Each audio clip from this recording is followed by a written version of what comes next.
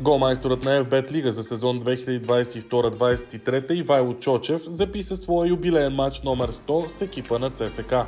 А това се случи при победата на Тарда с 3-0 като гост, отложена среща от третия кръг на първенството. Здравейте! Да, радвам се, че победихме. Така добра победа, точно 100-ния ми матч. Радвам се и за момчетата. В съвременния футбол 100 двубоя с един и същи екип не са никак малко. Но ето каква е равносметката на Чочев за този период. Всеки матч, който излезе игра, за мен е любим момент, така че на всеки матч съм се така забавлял и съм се чувствал щастлив на терена. Ивайло Чочев признава, че капитанската лента не е променила ролята му в ЦСКА.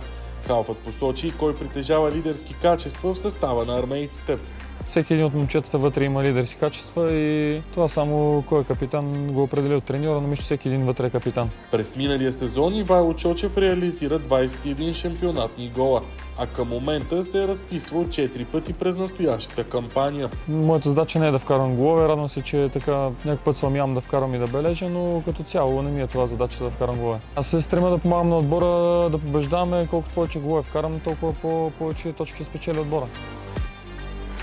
Ивайло Чочев пропусна двубоите срещу ФКСБ от Лига на конференциите поради контузия. Сега ЦСКА е насочил поглед към ново евроучастие. Имаме добър отбор, добър състав, да се надявам, че накрая пак ще играме в Европа, но наистина е много рано. Още не е дошла паузата, рано е да говорим за Европа. А до края на сезона Ивайло Чочев има един приоритет. Най-ново това да бъда здрав и да мога да се представя добре в оставащите мачове.